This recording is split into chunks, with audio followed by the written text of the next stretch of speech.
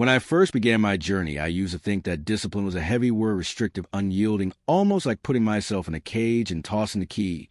But as the years went by and the seasons changed, I discovered truth that altered my entire outlook. Discipline doesn't restrict your freedom. It creates IT. It's a paradox. The more discipline you have, the freer you become. You see, most people wake up and leave their day to chance there, swept away by whatever wind is blowing that morning. The news, a phone call, a mood, a memory from yesterday, that's no way to build a future. That's no way to rise above mediocrity.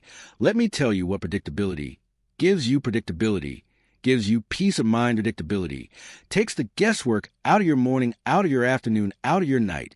If you know where you're headed and you've carved out a path, you don't stand at the crossroads every single day wondering which way to go. There's no need for endless debates with yourself. You simply walk the path you've set. That's freedom. Think about the greatest musicians, the finest athletes, the most productive people you've ever admired. Did they achieve what they achieved because they had bursts of motivation once or twice a month? Or did they build systems, routines, habits so consistent and predictable they could execute even when the world was spinning, when their mood wasn't right, when the sun wasn't shining, when they didn't feel like it? Their routine took over. That's the power of predictability. I remember traveling from city to city, often tired, often far from home.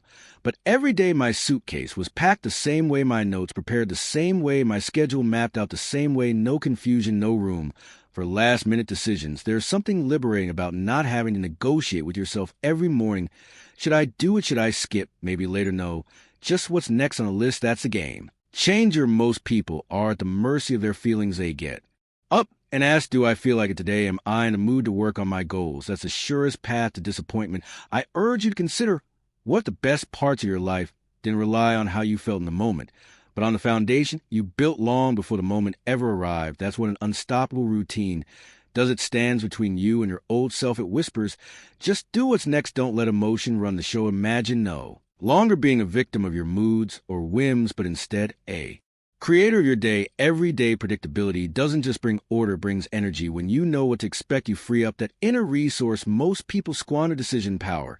And what a valuable asset that is. Save your best thinking for where it really counts. Let your routine handle the rest. You see, discipline is the architect and routine is the builder. You draw up your plans and then let your habits do the construction. Before long, you wake up inside a life of your own design. No accident, no luck, just structure. So ask yourself today, what could be possible if you stopped leaving your days to chance? If you remove the option of indecision from your mornings, your afternoons, your evenings, could you multiply your results? Could you become someone you've only admired from a distance? Predictability isn't the enemy. It's the door to achievement. It's the great unlocker. Build that door, walk through it, leave chance behind, step into the world of deliberate creation. That's where freedom begins. If someone asks what the secret ingredient of success is, I would say consistency, not excitement, not energy, consistency. And it's a thing most people overlook. Why? Because it's not glamorous. IT doesn't get a round of applause. But let me tell you, it moves mountains. You don't build a legacy on flashes of brilliance. You build it with a steady rhythm of small actions, repeated day after day. Success isn't about the fireworks you set off once or twice a year. It's about the steady candle you light every single morning. Rain or shine, I used to think you had to work extremely hard, maybe for a week or a month to get ahead. But what happens after that burst? Most people burn out, fall back, and wonder why things don't change. They say, I tried so hard for a little while, but nothing stuck. The problem isn't effort. The problem is rhythm. It's not about how hard you work one day. It's about how consistently you show up day after day, week after week, year after year. Let me give you an example from my own journey. When I started reading and taking notes every day, I didn't see much change. In the first week, my conversations didn't get any sharper. My thinking didn't seem much clearer. But after a few months, something shifted. I started remembering more, connecting dots faster, coming up with better questions. I didn't get smarter overnight. I just stayed with the process. That's the magic. A routine creates a rhythm, and rhythm, not intensity, builds the strongest foundation. Think of a farmer planting a crop. He doesn't run out one day and try to plow, plant, and harvest in the same afternoon. He works in rhythm with the seasons, day after day, watering, weeding, checking, waiting. Then almost quietly something grows. Some people are always chasing motivation, chasing that feeling, that spark, that jolt of energy. I tell you, motivation is unreliable. It's there one day, gone the next. If you wait for motivation to show up before you act, you'll spend your life waiting. If you build a routine, motivation becomes a bonus, not the requirement. Let's not forget life tests your resolve. It's easy to follow through when you're inspired. But what about when you're tired, when things aren't going your way? Consistency bridges that gap. It keeps you going when enthusiasm runs out. I remember a time when business was slow. The phone wasn't ringing. The opportunities seemed in the temptation was to retreat, to give less. But that's when I doubled down on my routines. I kept reading, I kept calling, I kept planning. Little by little, the tide turned, not overnight, but slowly, surely. Consistency always gets the last word. So don't just ask yourself, how hard am I willing to work? Ask yourself, how consistently am I willing to work? Temporary sprints fade, steady steps last. The winners in life are not the ones who move the fastest. They're the ones who refuse to stop moving, even when nobody's watching. Here's something worth remembering. You can borrow someone's excitement, but you can't borrow their consistency. That's yours to build, and when you build it, you become unstoppable. Turn your actions into rituals. Make your habits automatic. Let the rhythm of your routine carry you. When motivation fails you, that's how ordinary effort becomes extraordinary achievement. So today I challenge you, don't just seek the quick win. Build your life on the foundation of consistency. Day after day, stone after stone. Soon you'll look back and realize you built cathedral. While everyone else was chasing sparks. It's a fascinating thing. Most people are waiting for that perfect moment, waiting for the feeling to be right, waiting for stars to align, for inspiration to strike, for a sign from somewhere. They wake up and say, if I feel like I'll do it. If not, maybe tomorrow. But let me share something that changed the way I approached every day. Don't start with your feelings. Start with your standards. Standards are different than mood. Standards don't waver with the weather or the headlines or the way someone spoke to you that morning. Standards are the non-negotiables you set for yourself, a commitment you honor no matter what your feelings tell you. If you want to build an unstoppable routine, anchor it to your standards, not to your emotions. Ask yourself, what are your non-negotiables? What are the things you do regardless of mood, regardless of circumstance? Winners, you'll find, are not made by what they do when they feel great. They're made by what they do when they don't feel like it. All champions get up and show up not because they're always motivated, but because their standards demand it. You don't have to feel like brushing your teeth to brush your teeth. You do it because it's a standard you don't debate with yourself every morning. Should I or shouldn't I? You just do it. That's the power of a standard. It takes the argument out of the action. I remember the days when it would have been easy to skip reading, to skip planning, to skip making those extra calls. Some days the motivation just wasn't there, but the standard was. And when the standard takes over, you don't have to waste energy trying to convince yourself. You simply honor your commitment. You see, emotion is a beautiful thing. It's fuel, but it's unreliable as a guide. It's up, it's down, it's here. It's gone. If you build your days around emotion, your days will be unpredictable. Your results, even more so. Build them around standards, and you create certainty. You create reliability. If you find yourself negotiating your routine, maybe I'll do it later, maybe I'll skip just this. Once you haven't set a standard yet, once the standard is in place, the negotiation ends. The debate is over. The only question is what comes next on the schedule. Here's another thing. Standards are built, not wished for. You set them, you protect them, you reinforce them. Every time you follow through, every time you do what you said you would do, regardless of how you feel, your standard gets a little stronger eventually. It becomes part of who you are. Don't wait to feel ready. Don't wait for inspiration to strike. The winners in life get moving first and let the feelings catch up later. They don't ask their feelings for permission to succeed. They decide what matters and then act on it day after day. So today I invite you to set your standards high. Let your feelings come and go, but let your standards stay put. Build your schedule around what matters most. Guard those non-negotiables and watch as your routine becomes unstoppable, not because you always felt like it, but because you decided it was who you are. That's how you move from wishful thinking to predictable achievement. That's how you turn the ordinary into the extraordinary, not with the energy of a single moment, but with the power of a standard that doesn't bend. If there's one place where routine matters most, is in the morning. The first hour of the day is like the rudder of a great ship. It sets your course, even when the sea gets rough later on. I learned a long time ago, if you start your morning and order, the rest of the day has a way of falling into line, starting chaos. And you spend the next 12 hours trying to catch up. Most people wake up and tumble right into the day, rushing, reacting, grabbing at whatever demands their attention. First, the phone rings. The inbox fills up. The world starts making requests before you've even gathered your own thoughts. That's not a formula for productivity. That's a recipe for confusion. Order in the morning brings clarity by noon. That's why I've always been an advocate for beginning each day with purpose, not with noise, not with frenzy, but with quiet focus. Sometimes it's reading a few pages of something inspiring. Sometimes it's a moment of reflection, asking what's important today. Sometimes it's planning out the tasks that really matter before the distractions try to take over. You don't have to wake up at dawn to win the day, but you do have to win the first hour. Whatever time you start, the first hour belongs to you, not the world. Claim it, guard it, use it to set your intentions before the world sets its agenda for you. I remember in my early days, I'd sometimes wake up late, already behind, rushing, skipping breakfast, running out the door with half a plan in my head. And by noon, everything was scattered, no focus. Just catching up. It wasn't until I started protecting my mornings that my whole routine changed. Even a few minutes of calm, a little bit of order changed the way I approached every challenge. So what can you do in that first hour? You can read something uplifting, not the headlines, but wisdom that strengthens your mind. You can write down your goals, remind yourself of what matters, review your plan for the day. You can sit in silence and let your mind settle before it's asked to solve problems, whatever it is. Do it on purpose. If the first thing you put into your mind is chaos, don't be surprised if confusion follows you through the day. But start with order, start with intention, and you'll notice something remarkable. Problems seem smaller, distractions seem less tempting, and you move through the day with greater calm and confidence. Guard your first hour like a treasure.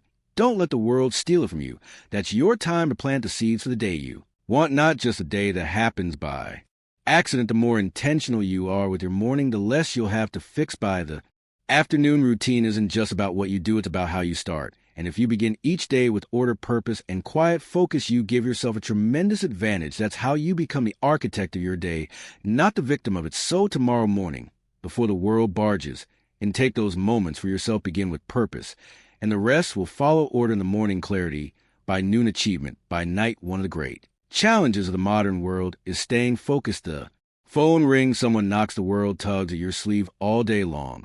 But if you want to accomplish something significant, you have to master the art of focus.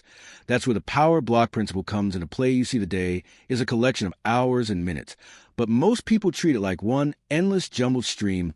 They bounce from task to task, from message to meeting, rarely settling into deep, meaningful work. Every time you switch gears, you lose a little bit of energy, a little bit of clarity, a little bit of time. Here's the truth. Deep work requires deep focus, and deep focus isn't something that happens by accident. It's something you plan for. That's why it's so powerful to divide your day into block segments, time carved out for one purpose and one purpose only. I learned this lesson early on. When I first started in business, I tried to juggle everything at once: phone calls, paperwork, meetings, ideas. By the end of the day, I'd wonder where the hours had gone. Progress was slow. Frustration was high. But when I began to group similar tasks together, things changed. The fog lifted, my productivity soared. Here's how it works. Take a look at your day and break it into focus blocks of time. Maybe one block for creative work, another for calls, another for reading or study, instead of multitasking, an illusion. By the way, you're single tasking, giving your full attention to one thing at a time. The real magic comes when you eliminate context switching. Every time you shift from one type of task to another, your brain has to catch up. It's like stopping a car and changing direction over and over again. You lose momentum. But if you stay with one category of work, you build speed, you go deeper, you get more done. This isn't just theory, it's practical. When you sit down for your power block, you turn off distractions. The phone goes silent, the door stays closed. You let the world know for the next hour you're unavailable. You'd be amazed at what you can accomplish when you draw that line in the sand. You see, willpower is a limited resource. If you're always fighting off interruptions, you wear down by noon. But if you design your day with blocks of focused work, you don't have to resist distractions. They're already planned out of your environment. Some people resist structure because they fear it will box them in, but it's the opposite. Structure creates space for real achievement. It frees your mind. It lets you dive deep in those power blocks. You're not just working, you're building something. You're making progress that sticks. So take a look at your own routine. Where could you bundle your tasks? Where could you defend a block of time for your most important work? Treat those blocks as sacred. Protect them fiercely. Let the world wait. When you adopt the power block principle, you begin to experience a new level of productivity. Less stress, more results, less noise, more clarity. And at the end of the day, you feel accomplished, not because you did everything, but because you did what mattered most. Remember, you don't need more hours, you need more focus. In the hours you have, group your work, eliminate the switching, let your mind settle into its best work. That's how you get ahead, while everyone else is just getting by. In all my years of studying success and failure, I've noticed something fascinating. Not all habits are created equal. Some are small and simple, some make a ripple, but just a few are like the keystone. Indiana and Arch put them in place, and everything else gets strong to remove them, and the whole structure wobbles. These are what I call keystone habits. They aren't always flashy or complicated, but they have a unique power. When you hold to your keystone habits, the rest of your routine almost builds itself. But let one slip, and you'll notice the cracks appear everywhere. So what are these keystone habits? They can be different for each person, but you'll recognize them because they make everything else easier for some. It's exercise, a walk, a jog, a bit of movement each morning. For others, it's journaling or reflecting, taking the time to gather your thoughts before the world comes knocking. Maybe it's reviewing your goals, even for a few minutes, to remind yourself of the direction you're headed. In my own life, I found that a few simple routines anchored everything else. A few minutes of reading in the morning sharpened my thinking all day long. A moment to write down goals kept me on course when distractions tried to steal my attention. The act of reviewing the previous day's lessons turned small mistakes into big wisdom. Not a huge investment of time, but the return was enormous. It's tempting to try to fix everything at once, change your diet, overhaul your schedule, tackle every bad habit in one go. But real lasting change comes from protecting just a handful of these foundational routines. When those are in place, the rest follows naturally. When those falter, even the best intentions can't hold up the structure. You can spot your keystone habits by noticing what happens when you skip them. Miss a workout, and suddenly the eating plan slides. Skip the morning review, and the whole day seems less organized. Stop reflecting, and the same mistakes repeat themselves. These habits aren't just another box to check. They're the glue holding your progress together. So my advice is this: identify your keystone habits and guard them like treasure. If you have to compromise, let it be on the small things, not the habits that hold everything else in place. Make them your highest priority no matter how busy the day gets. When you'll find it easier to build momentum, to recover from setbacks, to stay on track without constant struggle. And remember, keystone habits are contagious. When you keep them, you start to pick up other good habits along the way, almost without trying. A powerful thing. So today, take a few minutes to reflect. What are the habits that, when in place, make you feel strong, clear, focused? What are the first routines to fall when life gets busy? And what happens to everything else when they do? Write them down, commit to protecting them. Keystone habits don't make you perfect, but they make you powerful. They give you leverage. And once you've built your routine on that solid foundation, you'll be amazed at how the rest of your life starts to rise. One of the greatest mistakes people make with routines is treating them like stone tablets, unchanging set for life. But life itself is never static. Seasons change, circumstances shift. What worked last month might not fit next month. That's why a truly unstoppable routine is a living system, not a prison. You see, routine should serve you, not the other way around. It should help you adapt, improve, and grow, not box you, and not stifle your creativity. If you ever feel trapped by your own routine, it's time to step back and ask, is this still serving my highest goals? I make it a habit to review my routines every week. Just a simple process. Sit down with a notebook, look at what worked, what fell off, what took too much time for too little return. No judgment, just observation. Where did the energy flow easily? Where did the friction show up? Did I let distractions sneak in, or did I defend my priorities? Well, sometimes you'll spot a task that doesn't need to be done at all. Other times you'll see that a new priority has emerged, something important that isn't getting the time it deserves. Adjust. Don't throw out the routine just because it hit a bump. Refine it, make it stronger. In business and in life, the winners are the ones who make small, regular improvements. The secret isn't perfection. The secret is iteration. Like a sculptor, you chip away shape, adjust over time. Something remarkable emerges, not by accident, but by design. There were seasons in my own life when my mornings looked different. Some years I needed more time for reading, less for meetings. Some years my health demanded extra attention, so exercise became non-negotiable. The routine shifted, but a commitment to improvement never changed. Let me tell you, abandoning a routine at the first sign of trouble is the easy way out. Anyone can do that, but progress belongs to the person who keeps showing up, who keeps reviewing, keeps adjusting, keeps refining. Don't confuse flexibility with laziness. True flexibility is about adapting to get better, not finding excuses to do less. So how do you start? Set a time each week, maybe Sunday evening, maybe first thing Monday. Sit with your routine and ask the tough questions. What's working? What's wasting time? What needs more structure? What needs to be let go? No routine is so sacred. It can be improved over time. These small adjustments add up. The routine gets tired of the results, gets stronger, you don't become unstoppable by doing everything right the first time you get there, by getting a little bit better every week if you treat your routine as a living, breathing system. You'll never feel stuck. You'll stay sharp, stay motivated, stay on course. Progress is a product of iteration, not instant perfection. Don't look for the routine that works forever. Look for commitment to keep making it better. That's how you build a system that grows with you, not against you. That's how you turn routines into results. If there's a force that can turn a good routine into a great one, it's accountability. See, it's easy to make promises to yourself in the quiet moments. It's easy to write out a plan when nobody's watching, but what gets measured gets repeated, and what's visible, what's tracked, becomes a responsibility, not just a wish. Most people don't fail for lack of knowledge. They don't even fail for lack of desire.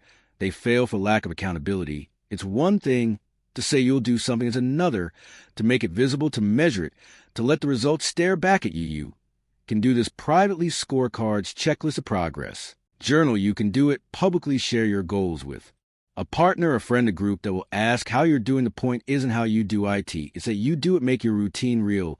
Put it somewhere you can see it, where you can't escape it. For years, I kept a simple checklist of my routines. Each evening, I reviewed, did I follow through? Did I stick to my keystone habits? Where did I slip? And what can I improve tomorrow? Some nights, I looked at that list with pride. Other nights with resolve. The checklist didn't judge, it just told the truth. There's a certain power in seeing your actions on paper. It takes your routine out of your head and puts in the world. Suddenly, it's not just a nice idea. It's a track record. It's evidence. And when you see the string of days you kept your word, something happens. Inside, your confidence grows, your discipline deepens. If you want to raise the stakes, make your accountability public. Find someone you trust, someone who will ask the hard questions and expect real answers. Tell them what you're committed to. Then report your progress. You'll find that the simple act of telling someone else increases your resolve. You don't want to let them down, and you don't want to let yourself down either. Let's not forget accountability is not about guilt. It's about growth. It's about clarity. It's about keeping your routine in front of you, not hidden in the background. When you know you're going to check that list, mark that box, give that report, you start to act differently. You start to take your routine seriously. And here's the real magic. Accountability creates momentum. One day leads to to a week to a month. The more you track, the more you improve, the more visible your progress, the less likely you are to give up when things get tough. So today, ask yourself, how will you track your routine? What will you measure?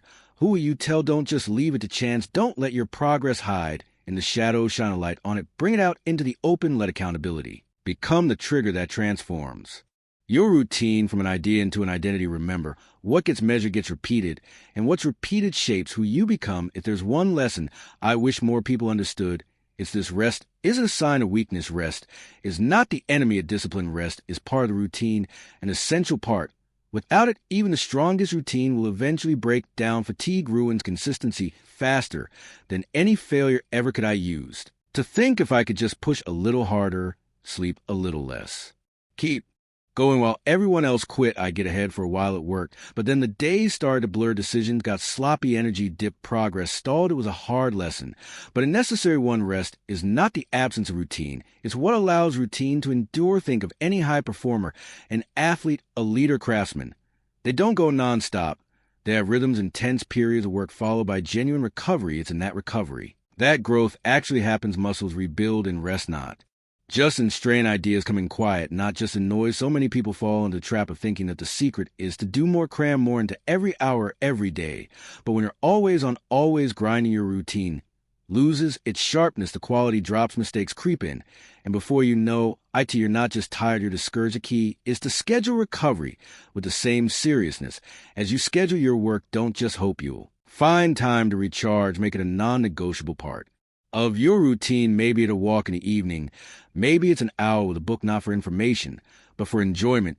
Maybe it's simply getting enough sleep. Recovery is about renewal. It's about stepping back so you can step forward with more power. When you honor your need for rest, you protect your ability to be consistent. And consistency, as you've heard me say, is the foundation of every great achievement. There's no virtue in burning out. There's no trophy for exhaustion. The goal isn't to see how long you can go without stopping. The goal is to keep going day after day, year after year.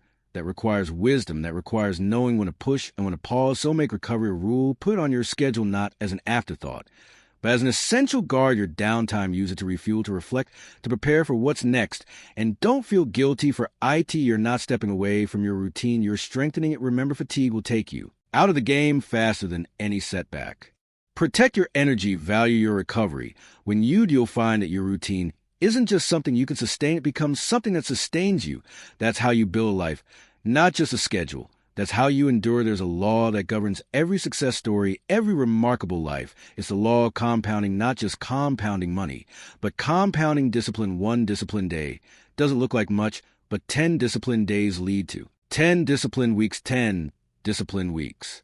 Become 10 disciplined years. That's the compounding effect of routine. And that's what makes you unstoppable. You see, discipline isn't something you do once and expect the world to change. It's the daily practice, the ordinary effort repeated over time that transforms everything. It's the small deposits made day after day that over time build a fortune of results. That's why routine isn't just about what you do. It's about who you become. I remember meeting people who were waiting for the big break, the moment that would change their lives overnight. But here's the truth: life rarely works that way. Real change comes from tiny improvements stacked on top of each other again and again. Most people overestimate what they can do in a day and underestimate what they can do in a year or a decade. Take a look at your own life.